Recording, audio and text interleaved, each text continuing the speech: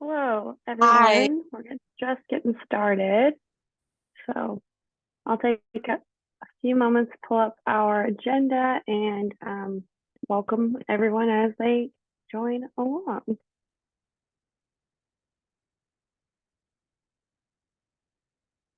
And Zach, I'll pull up your slides after the agenda once we've gotten through the intros.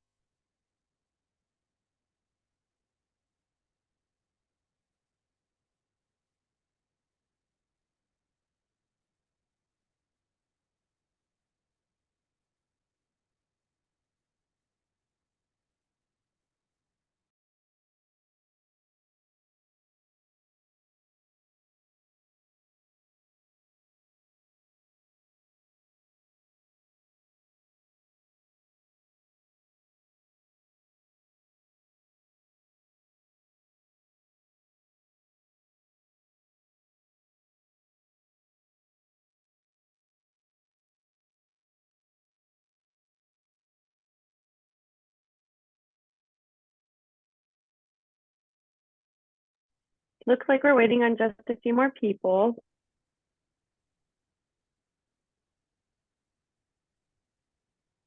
This will be our agenda for today, though. We'll get started with introductions in just a few moments.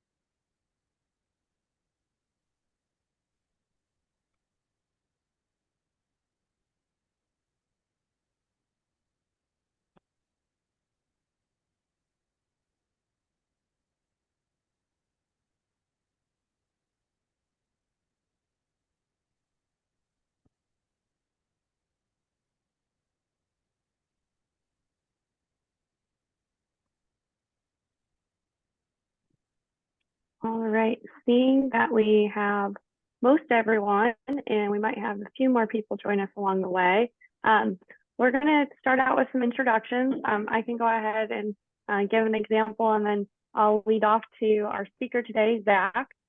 So sharing your name, your organization, and then what are you looking forward to in the 2024 season will be what we're all wanting to share and unmute our microphones for. So my name is Amelia Atwood. I'm the Special Project Manager with Healthy Harvest of North Iowa, and I'm looking forward to asparagus in the 2024 spring season. Hi, I'm Zach. Thank you for having me today. I am with the Sustainable Iowa Land Trust, SILT. I'll be doing a quick uh, uh, presentation on some of our programming, and I think I'm most looking forward to summer peaches. That's my big thing in the summer. Hi, Julie Udelhoffen, Clear Lake School District. I'm just looking forward to summer sunshine.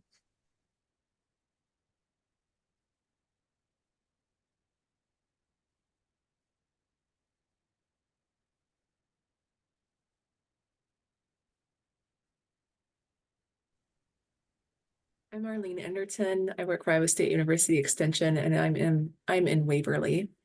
Boy, I'm not sure what I'm looking forward to.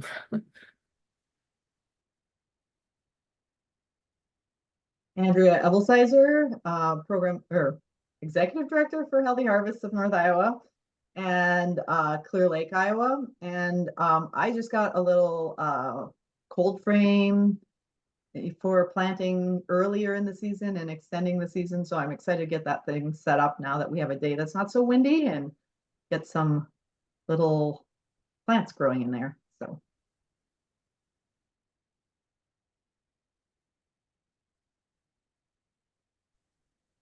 I'm Marie Morrood. I am the K-12 outreach educator at Iowa State Extension, and I also work with Healthy Harvest as their community healthy eating specialist, educator. I don't know, it's a lot of words. I am excited to start some seeds here one of these days. Not something I've done a lot of, a little bit, but gonna try some seeds starting this year.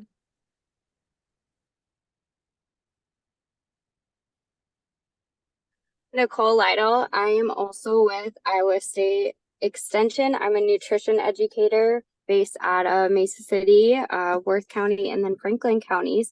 But I would say I'm just mostly looking forward to the warm weather as well.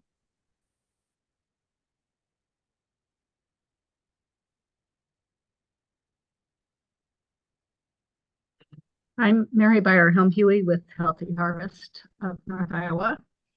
I will be putting together some field days with several of our producers, and I'm looking forward to working with some brand new farmers like who have just been doing it for 1 or 2 years, and some real veterans also. It's a great combination.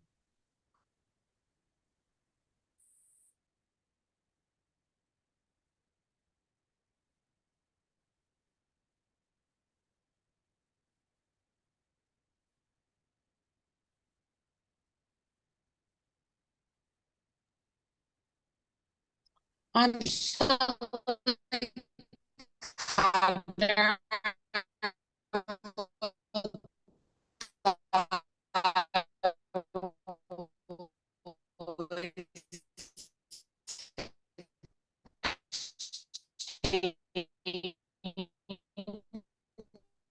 Shelley, I'm not so sure you're coming through clearly on our end.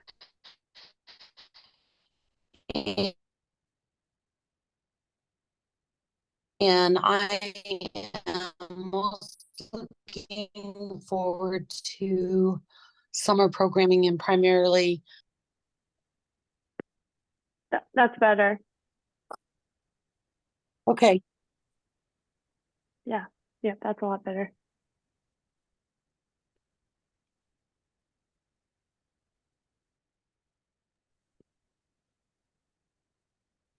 Shelley, would you like to reintroduce yourself? We didn't hear the start half of your introduction.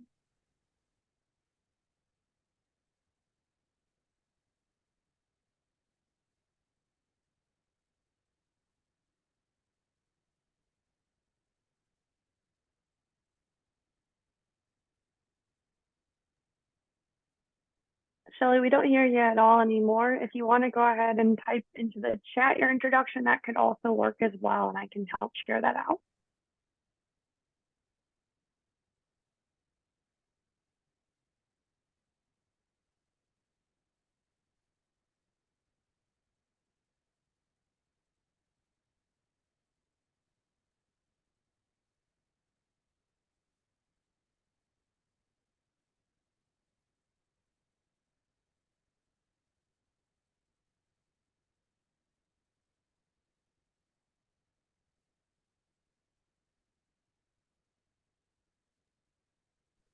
Seeing that I haven't heard anything from Shelley on the microphone, if someone else would like to start to do their introduction. Oh, there you are, Shelley. Can you hear us? No? Okay, we can see you. Just can't hear you.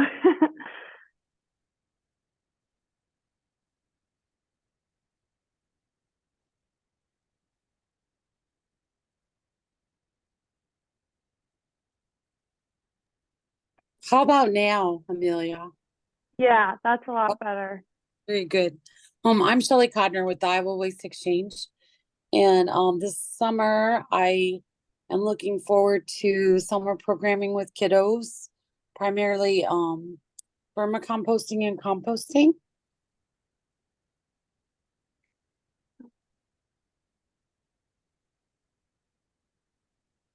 Thank you, Shelley. That was awesome. I think we've got maybe 2 more people to go through introductions and then we'll get started.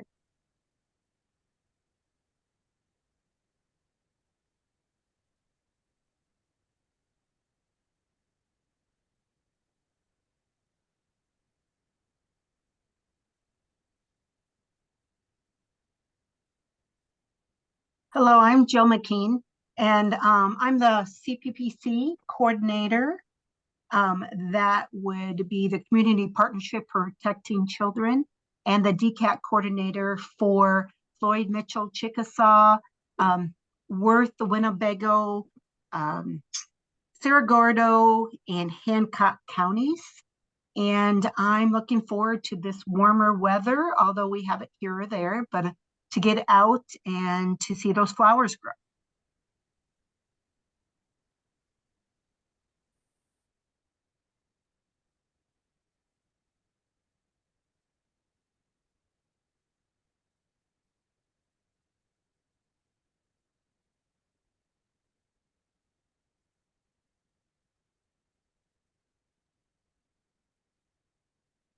All right, wonderful. Are there any more people that would like to unmute their microphone and complete their introduction at this time?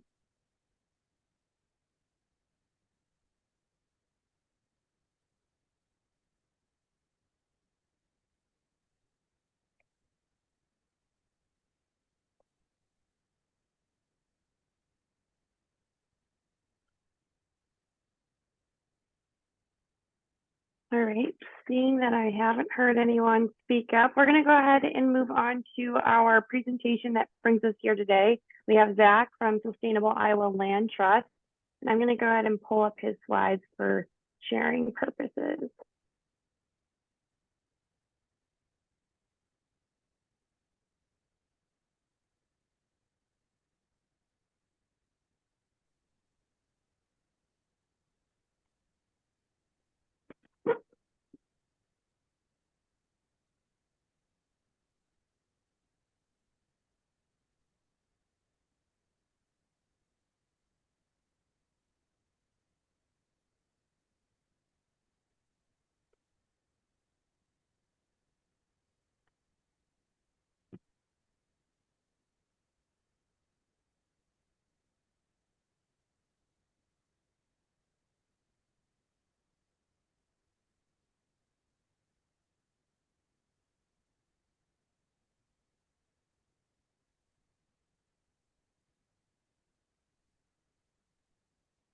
If you have any trouble, I have them as well. I can share. I'm working on it. It's just Okay, taking no a worries. moment.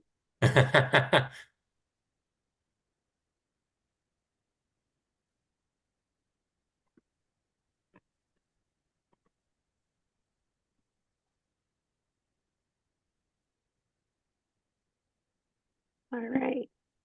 So as I share out his slides, I'm just making sure that everyone stays on mute for the duration of the presentation, and then at the end of the presentation, there will be time to be off mute and to ask questions along the way.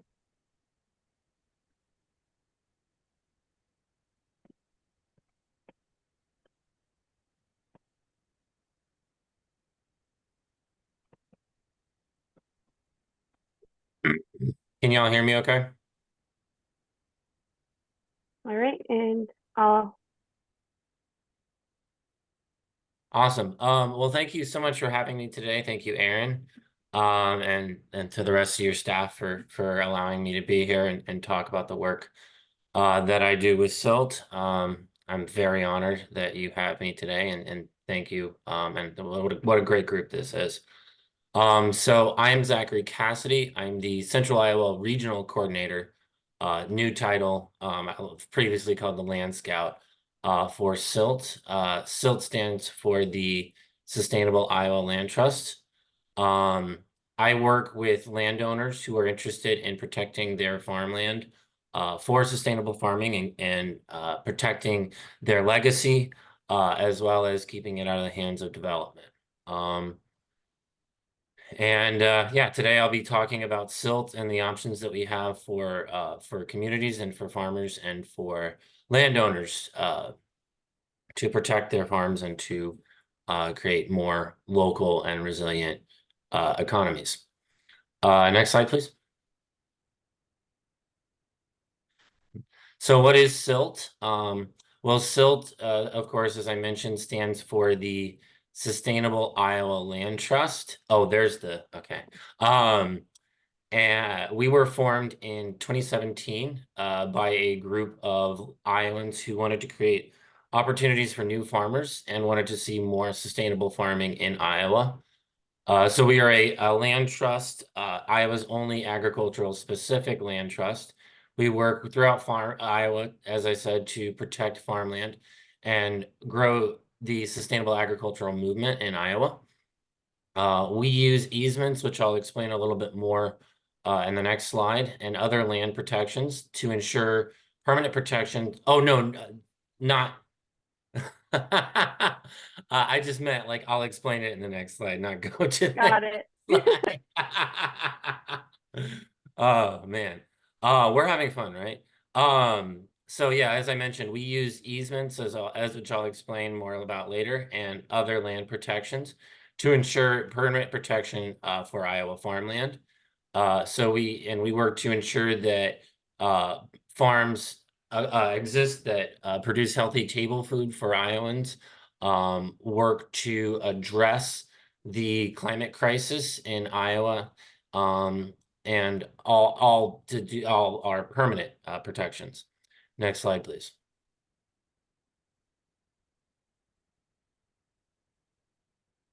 There it is. Yeah, so each acre that we protect works to create more affordable land for new and beginning farmers. Usually about 40% less than what it would be if you're leasing or buying farmland. So it also works and contributes to cleaner water and air in Iowa by improving soil and moving away from farm practices which further pollute the air and water. Our farms also can have the effect of absorbing a lot of runoff and other pollution from more conventional agriculture and preventing them from going into streams. Our protections also ensure fresh food for our communities by reserving land for food farming. And so, right now about 90% of Iowans' diet is imported from other countries or other states, and we're trying to, change that number and get that more Iowans growing food for Iowans. We also help to protect the legacy of family farms by placing easements. We protect the land from development, as I mentioned, and keep it as a farm. As we say, sometimes it may not be the same family's farm, but it can still be a family farm. And because sustainable farming is more labor intensive, it creates more jobs than conventional farming. Next slide, please.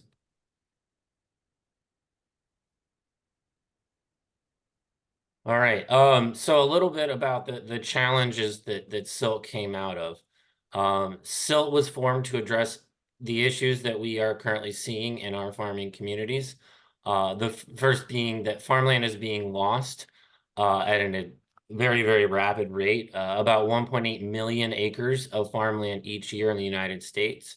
We are also seeing rising hunger with more and more Americans facing food insecurity. About 1 in 5 Americans and 1 in 4 children currently do not have proper nutrition.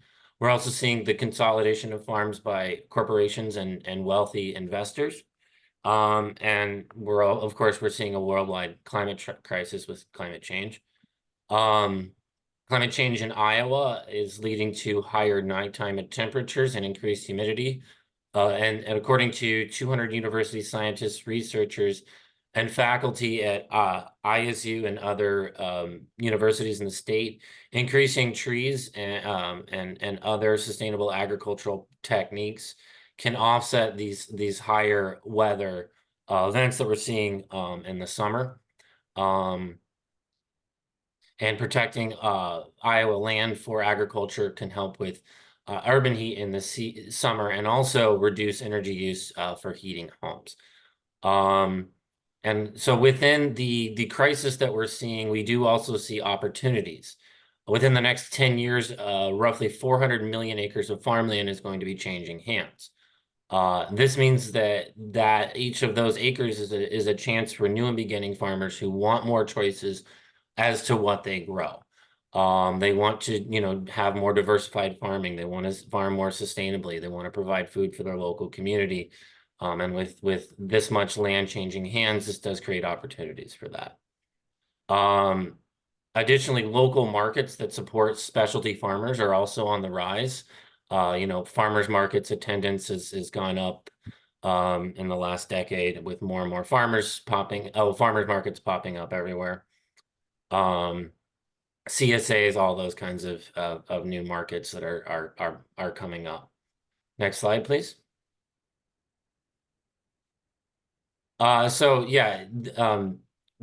This is how SILT works. We do easements. Just for a little bit of a background for people who don't have a legal education, an easement is a type of contract. So it's a type of contract that attaches to the deed of the land and creates restrictions on the use of that land. So in our case, it restricts the land use to farming, means that it can't be mined or, become a development or a Walmart. And also we have some prescriptive requirements around sustainable food farming, of course.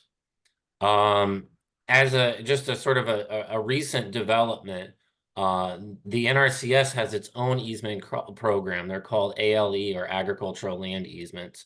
And they are for active farmland, where they pay landowners partial value of their land in exchange for placing an easement. And SILT is working this year to be a partner in that program. So if you are a landowner and that sounds interesting, please let me know. We're currently sort of working on an applicant list, but there's still room to add more, or if not for this year, then for the next year. Next slide, please.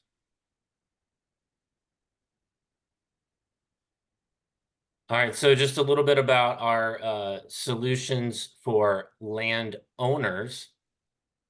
Many landowners in Iowa are aging and do worry about what happens to the legacy of their farm after they're gone. SILT is able to help with these concerns by working to protect their family farm, ensuring that legacy can continue and ensuring it doesn't become another development.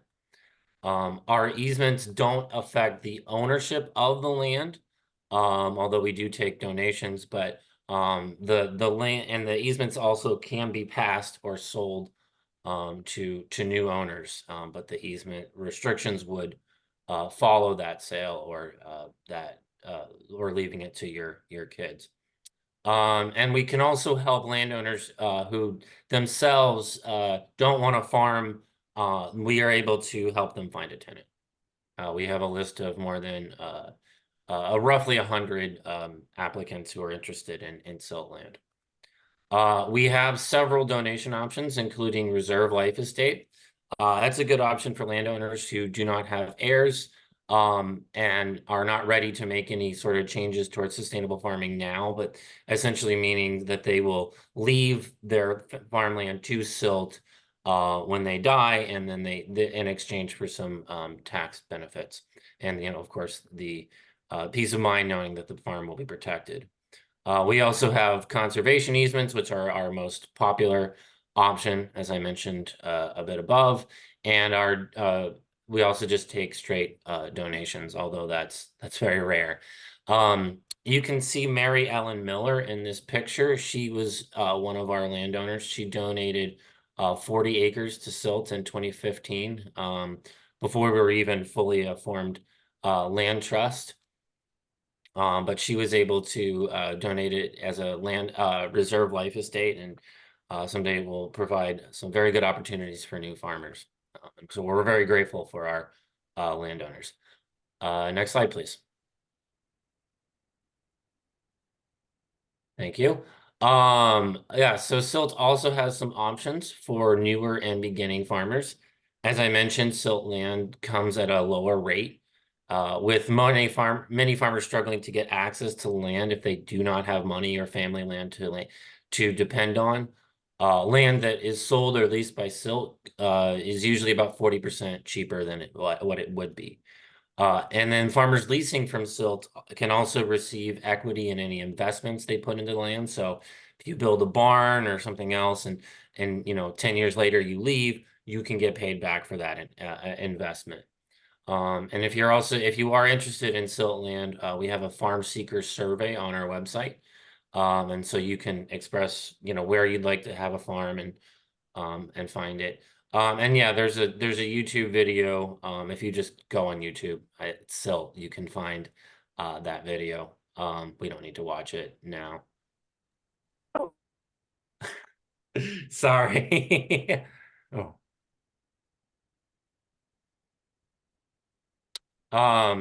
Next slide, please. For anyone interested, I'll drop that in the chat after this presentation. Oh, thank you. That's great. And then oh, sorry, next slide. Oh, is it? Okay, it's just, all right. I wasn't sure you heard me. Silt also works to create solutions for our communities. By creating opportunities for sustainable food farming, we create jobs, healthy food, and more ecologically healthy communities. Silt farms tend to create more jobs because sustainable farming is more labor intensive. For example, Redfern Farms in Wapello, which is an agroforestry operation, they grow chestnuts and pawpaws as well as grazing sheep between the rows. They hire from their local community every year to help harvest their pawpaws and their chestnuts, and so they contribute to the local economy that way. And with farmland being lost and more food being imported from other areas, Silt is really focused on creating local food for our communities. Next slide, please. So this is Circle Our Cities, which is our flagship program. It is a program that is unique to Silt that encourages urban areas in Iowa to consider the need for food farming as they grow. The same way that we protect parks, golf courses, and historical buildings, we're also encouraging policymakers to consider the need for local food production as they expand. Circle Our Cities has the goal of surrounding 10 cities in Iowa with 10 farms by 2030. And my boss, Brianna, and I are currently in talks with the Des Moines Sustainability Task Force to protect some city-owned land for local farming. If we're successful, it will be Iowa's first municipally owned agricultural easement. I nerd out on that, so I'm very proud of that opportunity. And we ensure sustainability on our farms by requiring one of several sustainability certificates. So for farmers or landowners who want to transition to sustainable farming, we accept USDA organic, certified naturally grown, Food Alliance approved, animal welfare approved, and certified biodynamic. We've also in the past worked with landowners who can't find a certificate they like to just create a sustainability plan. Next slide, please.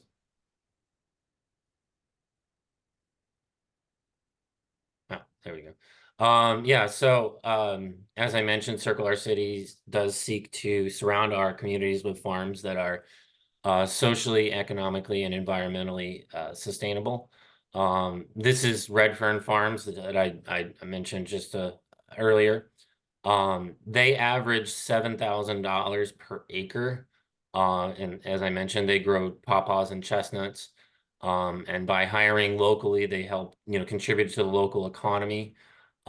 Silt also means that farms are more diverse and therefore they're better shielded from changes in the market. So if the price of a particular product goes down, they're more protected because they have other products they're able to sell. These farms also lead to more sustainable communities. Studies do show that regenerative agriculture can improve weather conditions at the local level, and absorb pollution that would otherwise go into our rivers and soil. Next slide, please. So, yeah, thank you for putting up with me today and listening to my speech. If you are interested in silt or talking to me, there's my contact information below. And I'd be happy to answer any and all questions that you have, or if I can't answer them, I can direct them to some of my other colleagues who would be able to. If you're interested in supporting silt in other ways, you know, follow us on social media. You can share our posts. That's always free. We, of course, do take donations. And if you are a landowner or no landowners, you know, and want to reach out about that, I'll be happy to talk. So I think we have well, we have a while for questions. So if anybody has questions, I'm happy to answer them as best as I can. Yep. So everyone, you're welcome to unmute and turn your camera on if you'd like to answer or ask any questions, or send them in the group chat and I'll go ahead and read them out as well. Zach, is there a minimum or maximum amount of acres that people can give? Good question. Typically we want at least 10, but we are able to make exceptions. So for especially with our Circular Cities program, wanting to encourage more urban farming, if it's at least 4 or 5 acres, we would still, you know, be potentially interested. Okay, thanks. Thank you. This is a great question. Can you tell us more about the Circular Cities? Because obviously we're in the, North Central here, and Mason City is one of the cities I saw highlighted there. And like, what does that tell us a little more about that and how that what that entails. Well, we don't have any farms around Mason City yet, but if you do know of any that would be good, potential for that, I would be more than happy to talk to you. But so we currently have one farm just south of Des Moines, and we've started in Dubuque and Cedar Rapids is where we have our first Circular Cities projects, but we're hoping to expand this year in Des Moines with at least one farm, potentially more. What was your specific question about Circular Cities? Well, how did these cities get identified and Oh yeah. So these are just the top 10 most populous cities in Iowa. That's how it was determined. Okay. And what is the strategy for outreach to farms in the area to recruit them to this program? Yeah. So here in Des Moines, we do a little bit more recruitment in the areas that we have Circular Cities goals, especially here in Des Moines. So we contact landowners about how we can help protect their farms. As I mentioned, I am talking to the city about protecting some publicly owned land as part of that program. And we also, as much as we are able to, talk to policymakers and encourage them, as I said, to consider the need for local food farming as these urban areas expand. So to make sure I'm understanding correctly, like you're specifically trying to recruit like 10 landowners who would put an easement on their farm saying that like it must be used for food production, or you're looking for a combination of that along with perhaps donating farms to Yeah, we're not that picky, any way we can get the land, as long as it's, we do soil testing, so if that, that doesn't come back well, then, of course we have to move on. But other than that, if it's, I'd say at least 5 acres in an urban area, we're interested. Or if it's surrounding a city as well, we're interested. It could be an easement, it could be a donation, it could be a life estate. We're really, you know, any way we can get our hands on land to protect is what we do. So we don't have any specific way we're going about it. We're trying to I guess we're just taking a very broad approach. And how close to the city does it have to be to consider, that it's like, is it specifically trying to be urban, protect from urban development? Not or- necessarily, just adjacent. So for example, in Des Moines, we have about 20 miles south, we have a farm that we count as towards Circle Our Cities. As long, I would say, you know, we don't have an official definition. Just, you know, if it's adjacent to one of these 10 areas, we say that it's a Circle Our Cities project. And if they're, you know, especially if their primary market is that city, then, you know, that's the whole point of the program. So we would count that. So it doesn't have to be an urban farm. No, it can be, you know, a larger, more rural farm, but it's, you know, near the city. Or an urban farm, of course, would be also very acceptable. So us as Healthy Harvest, and we have a network of producers and some aging producers and some producers looking for land access. Like how, I guess it would be interesting for us to talk at another time, maybe about how we can promote this in, you know, share this information with our network and have them, you know, either share it out further with their people they know. They may have family members or people that are looking for ways to protect the land or something like that. So could be an opportunity specifically if Mason City is listed as a target area that we could do some outreach on. Yeah, I would love to talk with you more. I'm writing a note right now to reach out to you at a later time. Can you is your email, can you put your email in the chat so I can follow up, please? Yep. Thank you. And as far as this project goes, when you mention, you know, landowners going into easement, is it going to be current landowners that are no longer farming, or what about the farms that maybe are currently existing and already participating in those more sustainable practices? Are they also eligible? Yes. So yeah, we work with landowners to make it happen. So if, you know, Redfern Farms, you know, when we protected the land, was already 90% of the way towards a, you know, a sustainable food forest operation. And, you know, we've been working with them to sort of scale back on some of their pesticide use, which they are still spraying their fruit trees because it's, I'm sure that some of you know, hard to do fruit trees without a little bit of spraying. So we just work to minimize the impacts of the pesticides on, you know, the other parts of the farm. So but we have that in the sustainability plan. So yeah, if you're already doing regenerative agriculture and want to protect that so that it stays regenerative agriculture, you know, we're able to do that. Or if you're a conventional farmer or own a conventional farm and you're willing to sort of start that transitional process, that's also an option. Okay. It's not like we require year one that you're, you know, doing everything perfectly. We work with you, and it takes time to get the certifications anyway. Usually, I mean, at least 3 years, sometimes more, depending on the individual certification. I think USDA organic is 3.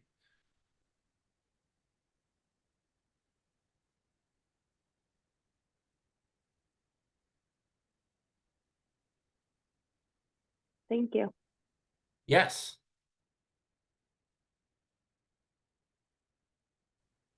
Y'all are asking some good questions, so thank you.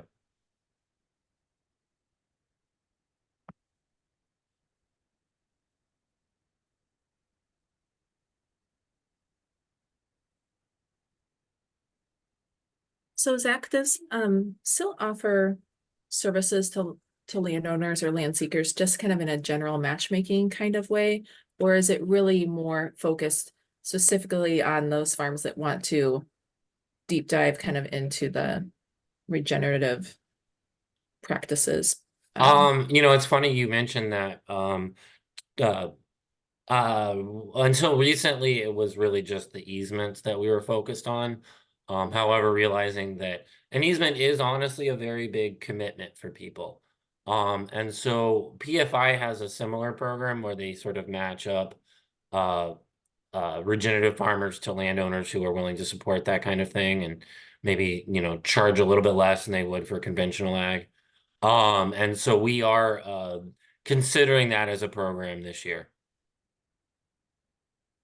So that I can't say too much because, we haven't rolled anything out yet, and Silt is just less than a year into a new ED, and so there's just been a lot of changes recently. But I will be hopefully this year we'll roll out some kind of program to do just that, just to play matchmaking for landowners who just don't want to do an easement yet, but still want to support farmers that otherwise wouldn't be able to access land.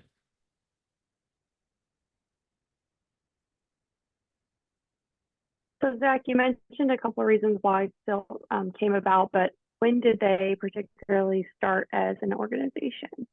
Officially in 2017, but sort of the ball started rolling around 2015. So I think I did throw a couple different dates at you. And what is your guys' team comprised of? Are there several different people managing these different regions as depicted on this project? So right now, I am one of two members of my position. So the coordinator position.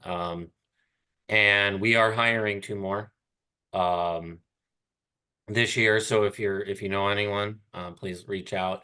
And so we are hoping eventually to have, scouts coordinators, again, title change, very new, still getting used to it, throughout Iowa. So in most of these areas, I mean, I think Iowa City and Cedar Rapids, for example, could be served by the same person. Same thing with Ames and Des Moines. I go to Ames all the time, but we're working to expand our team.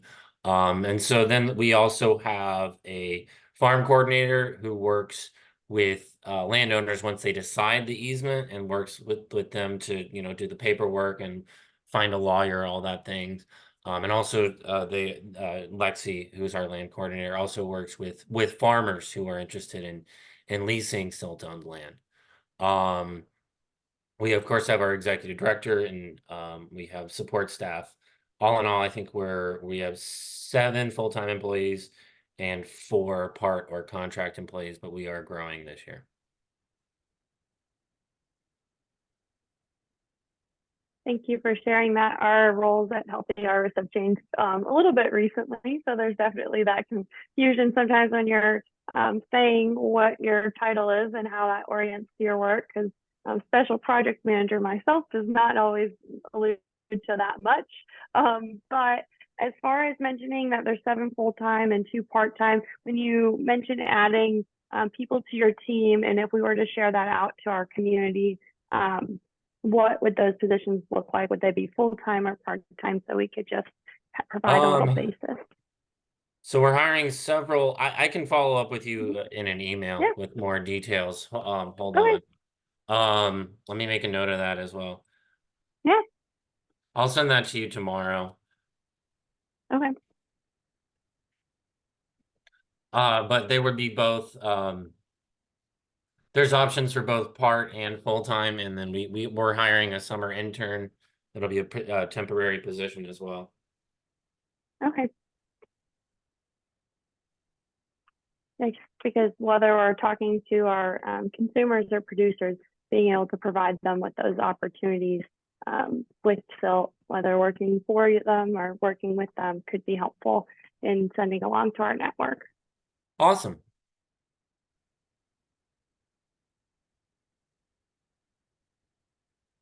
Does anybody else have any other questions? Y'all are asking great questions. I've said it before, but I'll keep saying it.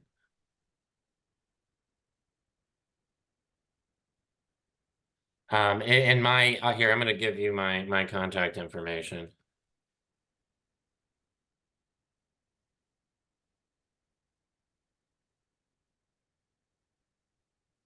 And this is, so my email and phone number, I just shared those, and feel free to reach out to me anytime.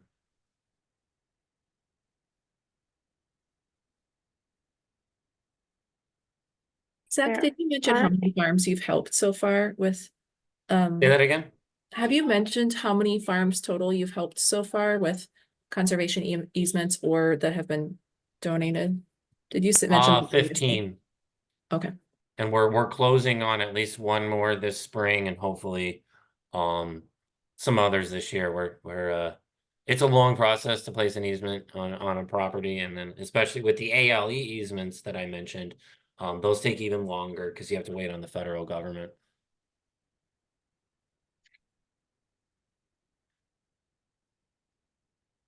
But you get paid for them, so that, you know.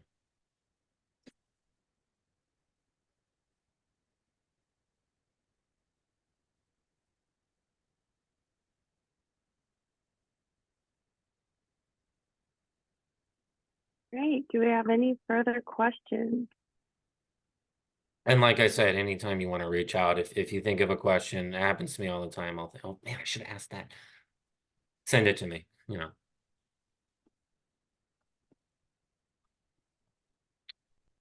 Well, I think that's it, but thank you all for having me talk. I'll go ahead and mute myself. All right. Thank you, Zach. Well, if we have any further questions come up, feel free to unmute yourself or put them in the group chat. I'm going to go ahead and pull up our agenda once more, and we're kind of going to move along now to some of our general updates in the community. I'm also going to make sure to drop that YouTube video in the chat so that way you have access to that. But everyone who is here today will get the slides available to them, as well as like a recording of this presentation that we post on our YouTube channel.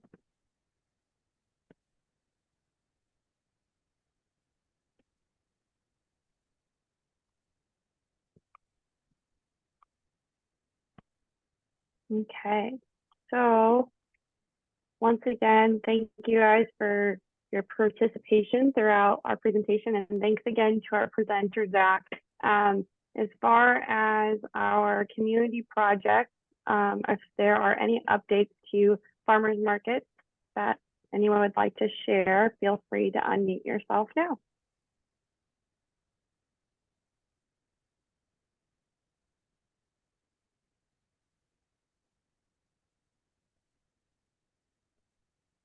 I guess I'll mention that Healthy Harvest is hosting a farmers market managers networking event on March 28th, and more information will be coming out about that soon.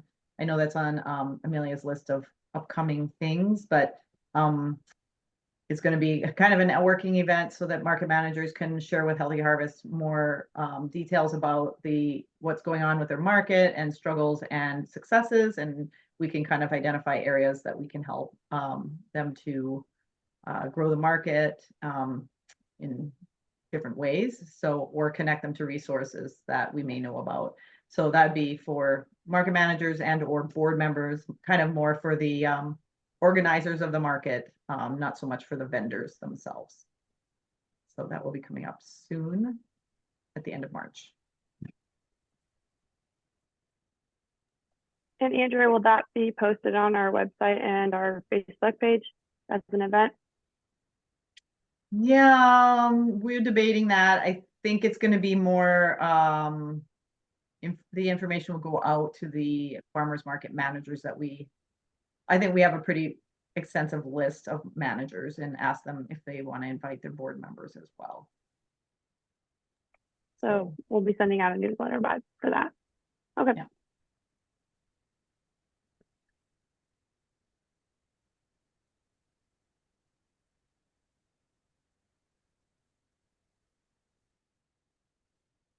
All right.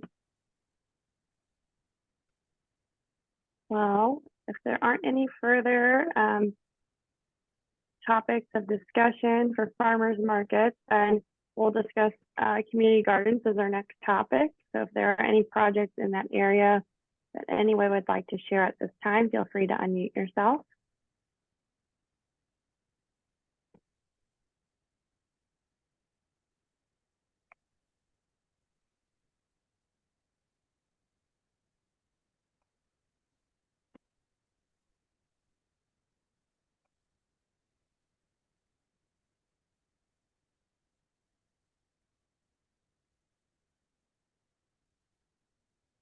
Seeing that no one has unmuted themselves just yet, I can mention our next coalition meeting is on community gardens as the main topic. Particularly, we would like to visit a garden at that time of year in June. That location is still being determined. So if you have a community garden that you want to see as our next meeting space, feel free to reach out to me at the end of this session today. Our community gardens annual coalition meeting typically is a nice time to share the success stories of what's going well for different community garden projects in the region of what Healthy Harvest of North Iowa covers, being the 9 different counties. However, if you have also just a need for, this is going well, but we would like to improve or expand our project in this area for community gardens. That's also where maybe being a speaker at that next meeting can be a great space to provide that attention.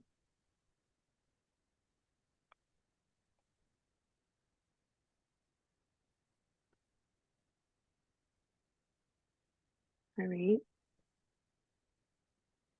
There aren't any further community gardens updates. Then our next update would be Farm to School. Would anyone like to unmute themselves?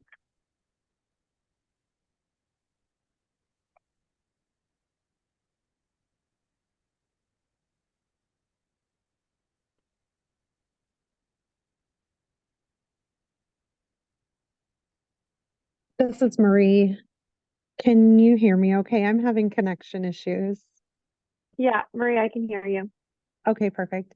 So the Farm to School and Early Care Conference is still looking for presenters for their conference in Iowa City on June 13th and 14th. So if anyone is interested in being a presenter there, it's a phenomenal conference. You can submit proposals through March 15th. And June 13th and 14th is the conference in Iowa City, like I said, and they do have scholarships available. So if people are wanting to go and it's maybe not in your budget, you can apply now for a scholarship.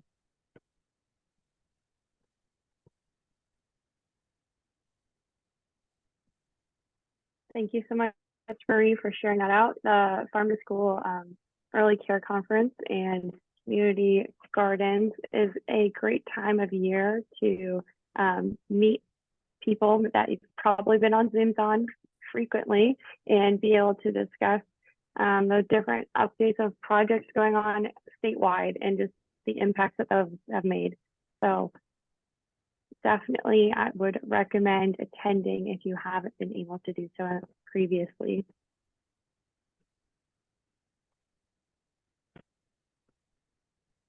Yeah, there has been quite a bit of farm to school activity in our region as well. Marie was sharing with us that she's been out to numerous schools in Mason City, Clear Lake, West Fork, and Hampton areas doing taste testing and story reading about farms and different things like that. So there is quite a bit of farm to school activity going on. And if there are anybody out there that is connected with a school that hasn't connected with Marie to get something going at their local school, we're definitely open to connecting and providing some programming opportunities.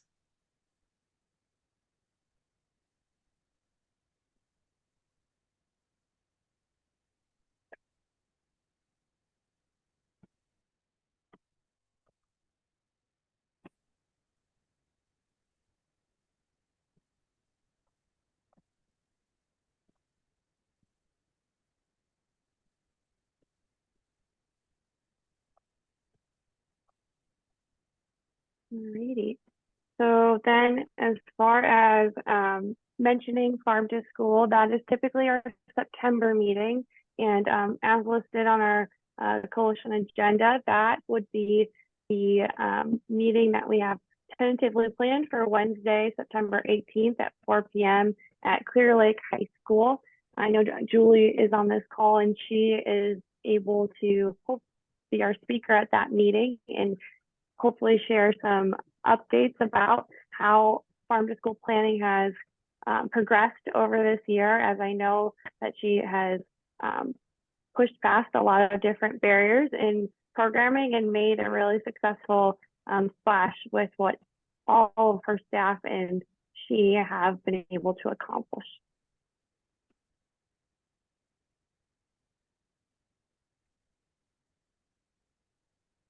So that is something to keep on your calendars, and that again would be an in-person meeting. Our June and our September meetings are typically in person, while our March and our December are typically on Zoom. But if there aren't any further updates to Farm to School, food waste and food access are our final topic of discussion. Can you hear me, Amelia? This is Shelley. Yes, I can. Oh, I apologize I've been having connection issues too. I just wanted to let everyone know that there's still money available in the Increased Food Storage Capacity Grant Program for food pantries and other nonprofit feeding programs for refrigeration and shelving. And I can assist with those if interested. I just recently completed a workshop with Polk County Master Gardeners. It was with 44 teachers representing 11 districts across the Des Moines Metro on vermicomposting. Each school team also got to take a vermicomposting bucket home or back to the school with them. If anyone is interested in duplicating that in the north, I would love to do that too.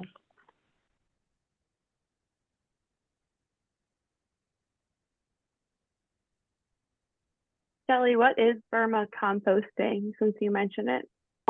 Composting with worms. Okay, there we go. Composting, I'm like, okay, but Burma was the part that I was stuck on. Yeah. Well, and these are teachers that have the school gardens. And so as an extension to that, some of those present are having me come out and talk about vermicomposting and worms at their schools. Okay. And basically our interest in that is to divert food waste because it's the highest waste stream in Iowa, which I talked about in December. Yes. Yes. We have a little bit of a story posted on our website based off that December meeting. If anyone wants further updates on Shelley speaking on food waste from December of 2023. I'll make sure to put that in the meeting minutes as well. Are there any further food access or food waste ideas that are currently out there?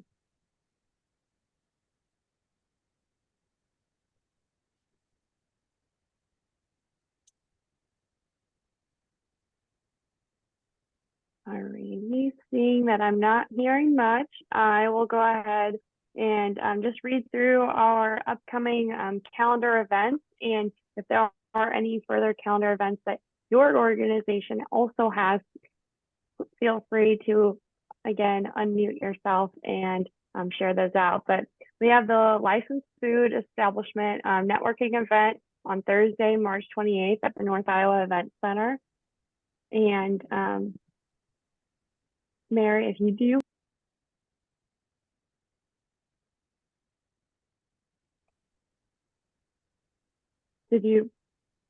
Mary, did you raise your hand to say anything different on that? Sorry, I saw. We didn't hear what you said. It was, you went on mute. Oh, briefly. goodness. Okay. So the Licensed Food Establishment Networking event is Thursday, March 28th at the North Iowa Event Center. And this will be a great time to check out the Healthy Harvest Kitchen Connection project. And if there are any further additions that you guys would like to make on that, feel free to do so. This is, I guess, being organized for farmers, producers, and other small businesses that already have their licensed kitchen. If they're looking to kind of network with other people that have the same license and kind of talk about any struggles or ideas or thoughts or whatever, kind of just bringing together a group that can kind of help each other through some of the questions that come up. And then also for our purposes with Healthy Harvest, we're also working to establish a directory of kitchens that can be rented for cooking classes or different things like that. Maybe some small batch processing in some cases if the licensing is adequate for that. So this is an opportunity for Healthy Harvest to learn more about the kitchens that exist in our region as well.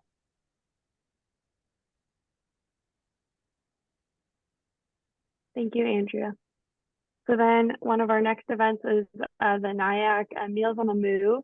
I'm teaching a class at for lifelong learners on Tuesday, April 16th from 1 to 3 p.m. If you are a lifelong learner, definitely sign up. And then we have our annual Healthy Harvest event, which previously was known as the Gathering or Farm Fresh Food Fest, is now being collaborated with Clear Lake Farmers Market, and I believe maybe a few other organizations at the Green Expo, Thursday, April 18th from 4 to 7 p.m. at the Surf Ballroom in Clear Lake. Yeah, so that event, it's the annual Green Expo was an Earth Day event that featured different businesses and organizations that do good things for the environment. Some of them are, have green products that they sell. Some of them just are doing green services.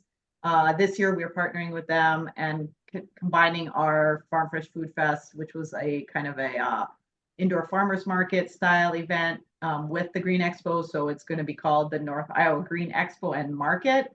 And so we are inviting vendors from all farmers markets in our 9-county region if they're interested in participating at this event.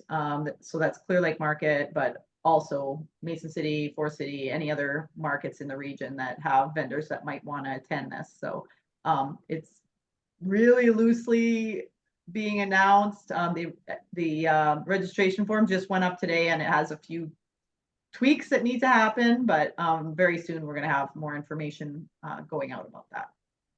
But mark your calendars as a customer to come and visit us that day, because we're going to have cooking demonstrations and markets or market vendors selling products, and it's a nice time to kick off the farmers market season.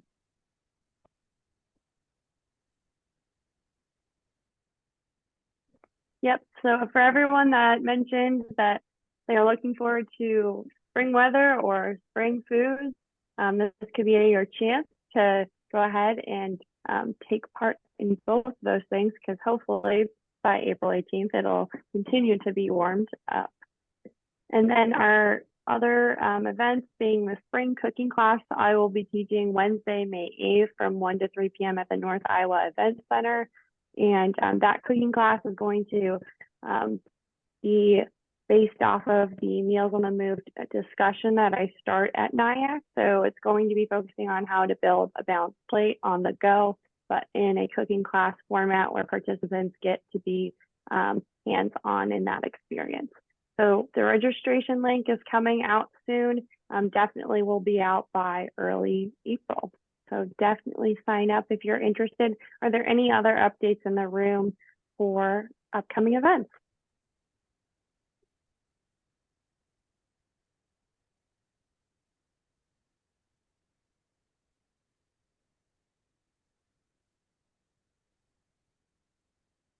All right.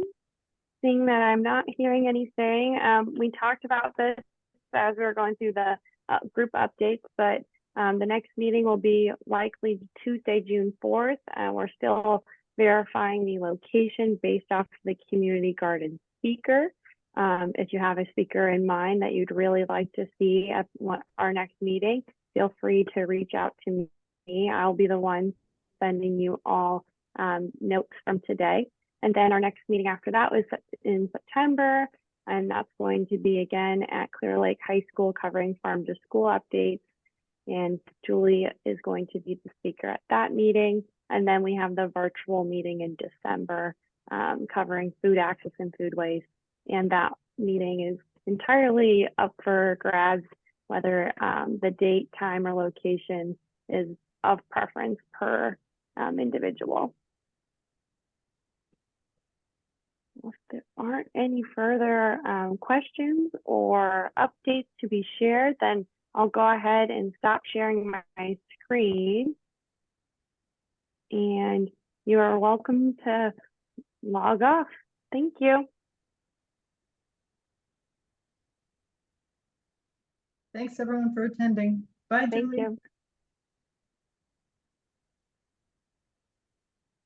you. Okay.